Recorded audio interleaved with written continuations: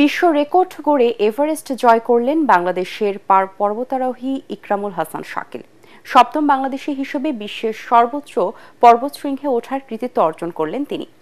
C two summit শীর্ষক শাকিলের এবারের অভিযান ছিল পায়ে হেঁটে সবচেয়ে কম সময়ে সমুদ্রপৃষ্ঠ থেকে এভারেস্ট জয়ের বিশ্ব রেকর্ড। কক্সবাজার থেকে পায়ে হেঁটে ৮৪ দিনের দ্রুততম সময়ে ১৩০০ কিলোমিটার পথ পাড়ি দিয়ে এভারেস্টের শিখরে পৌঁছান তিনি।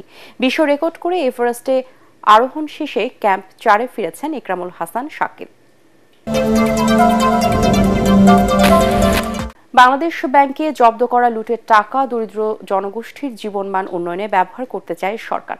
প্রয়োজনে আইনের সংশোধন করা হবে বলে জানিয়েছেন গভর্নর আহসান এইচ মনসুর। দুপুরে ফরেন সার্ভিস একাডেমিতে সংবাদ সম্মেলনে তিনি একথা বলেন। এ সময় প্রধান উপদেষ্টার প্রেস সচিব শফিকুল ইসলাম জানান, বর্তমানে বাংলাদেশ ব্যাংকে ১,৩০,০০০ কোটি টাকার বেশি মূল্যের স্থাবর সম্পত্তি ও ৪২,৬০০ কোটি টাকার বেশি নগদ অর্থ জব্দ করা আছে। আইনি প্রক্রিয়া শেষে এই অর্থ জনগণের কল্যাণে ব্যয় করতে তহবিল গঠন করা হবে বলেও জানান তিনি। 7 কোটি টাকা এবং $1 মিলিয়ন, আর বিদেশে হচ্ছে 164। এটা হচ্ছে অ্যাটাচমেন্ট। আর পরে আমি যে ফিগারটা দিলাম ফ্রিজিং অস্থাবর সম্পত্তি, সেটা হচ্ছে 42,614.27 কোটি টাকা, আর $1 মিলিয়ন সেটা হচ্ছে 20.78। এটা হচ্ছে বিদেশে। আর আরেকটা আর 42,614.27টা হচ্ছে আভ্যন্তরীণ।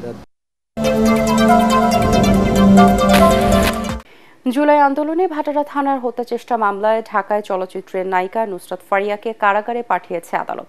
সকাল 10:30টার দিকে রাষ্ট্র ও আসামি পক্ষের শুনানি শেষে তাকে কারাগারে পাঠানোর আদেশ দেন ঢাকার মেট্রোপলিটন ম্যাজিস্ট্রেট সারা ফরজানা হক। এর আগে সকালে তাকে ঢাকার সিএমএম আদালতের হাজতখানায় আনা হয়, পরে আদালতে হাজির করা হয়। এ সময় ফারিয়াকে কারাগারে আটক রাখার আবেদন করেন মামলার তদন্ত কর্মকর্তা। অন্যদিকে নুসরাত ফারিয়ার জামিন চেয়ে আবেদন করেন তার আইনজীবীরা।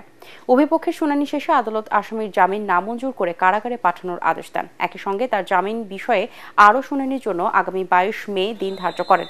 গতকাল দুপুরে থাইল্যান্ড যাওয়ার সময় হযরত শাহজালাল আন্তর্জাতিক বিমানবন্দর থেকে নুসরাত ফারিয়াকে আটক করে ইমিগ্রেশন পুলিশ। পরে তাকে ভাটারা থানা পুলিশের কাছে হস্তান্তর করা হয়। সঠিক প্যাড আর সঠিক তথ্য দিয়ে এসব সামলে নিব এক হয়ে। Monalisa sanitary napkin. বৈষম্যবিরোধী ছাত্র আন্দোলনে হত্যার সঙ্গে যারা কাজ করেছে এবং হাসিনাকে যারা সহযোগিতা করেছে, বৈষম্যবিরোধী আন্দোলনের বিরুদ্ধে যারা কাজ করেছে, তাদের মধ্যে তাকে সম্পৃক্ত পাওয়া যায়। আগামী 22 তারিখে বিজ্ঞ বিচারক তদন্তকারী কর্মকর্তাকে তার বিষয়ে আরও কাগজপত্র সহ আরও তথ্য প্রমাণ সহ তাকে জামিন শুনানির বিষয়টা করার জন্য প্রতিবেদন দেওয়ার জন্য আগামী 22 তারিখ 5 নির্ধারণ করা হয় এবং আজকে তাকে সিডব্লিউ মূলে জেল হাজতে পাঠানো করা হয়। মামলা থাকায় অভিনেত্রী নুসরাত ফারিয়াকে গ্রেপ্তার করা হয়েছে বলে জানিয়েছেন স্বরাষ্ট্র উপদেষ্টা জাহাঙ্গীর আলম চৌধুরী। তিনি বলেন, নুসরাত ফারিয়ার বিষয়ে তদন্ত হচ্ছে, নির্দোষ প্রমাণ হলে তাকে ছেড়ে দেওয়া হবে। সচিবালয়ের নিজ দপ্তরে ব্রিফিংয়ে সাংবাদিকদের প্রশ্নের জবাবে উপদেষ্টা এসব কথা বলেন। যারা জুলাই গণহত্যায় প্রকৃত অপরাধী তারাই যাতে গ্রেপ্তার হয়, কেউ যেন ভোগান্তির শিকার না হয়, এ বিষয়ে আইনশৃঙ্খলা রক্ষা বাহিনীকে নির্দেশনা দেওয়া হয়েছে বলে জানান তিনি। ফারিয়াকে নিয়ে সংস্কৃতি উপদেষ্টার বক্তব্য তার ব্যক্তিগত মতামত বলে মনে করেন স্বরাষ্ট্র উপদেষ্টা। ওনারে গেছে তো আমরা ইনভেস্টিগেশন তো শেষ হয় নাই, ইনভেস্টিগেশন শেষ হইলে ইনভেস্টিগেশন শেষ হওয়ার আগে তো বোন আমি বলতে পারবো না। তার নামে যদি কেস থাকে আপনি কি করবেন? আপনি তো আবার যদি ছেড়ে দিলে আবার আপনি কিন্তু বোন বলবেন স্যার আপনি ছেড়ে দিচ্ছেন। কেউ যেন ভোগান্তির শিকার না হয় এই জন্য আমরা অবশ্যই ব্যবস্থা নিব। আমরা বলছি শুধু দুষ্কৃতিকারী যেন আইনের আওতায় আসে এবং শাস্তি ভোগ করে, কোনো একটা নিরীহ লোক যেন কোনো অবস্থায় শাস্তি ভোগ যেন না করে, এই ব্যবস্থা আমরা অবশ্যই নেব। ইশরাক হোসেনকে ঢাকা দক্ষিণ সিটি কর্পোরেশনের মেয়রের দায়িত্ব বুঝিয়ে দেওয়ার দাবিতে টানা 4 দিনের বিক্ষোভ শেষে ব্লকেট কর্মসূচি পালন করছেন আন্দোলনকারীরা। কর্মসূচির অংশ হিসেবে গুলিস্তানের প্রধান সড়ক অবরোধ করে রাখা হয়েছে, ফলে ব্যস্ত ওই এলাকায় সব ধরনের যান চলাচল বন্ধ রয়েছে। বেলা 11টা থেকে গুলিস্তান মাজারের সামনে অবস্থান নিয়ে সড়ক আটকে বিভিন্ন স্লোগান দিচ্ছেন বিক্ষোভকারীরা। এতে বংশাল ও পল্টনমুখী সড়কেও যান চলাচল বন্ধ হয়ে গেছে।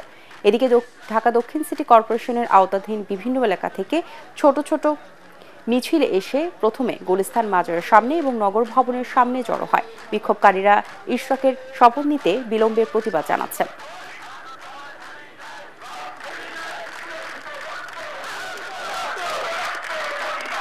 দাবি আমাদের একটাই, আমরা ইঞ্জিনিয়ার ইশরাক হোসেনকে মেয়র হিসাবে দেখতে চাই। কোর্টের রায় যেহেতু দিয়েছে, এটা নিয়ে তালবাহানা চলবে না। আসলে তারা তো উপদেষ্টা হয়ে বসে আছে, কিন্তু এখানে তো ঢাকাবাসী পুরান ঢাকায় এসে তারা দেখুক সশরীরে যে আমাদের কি বহাল অবস্থা।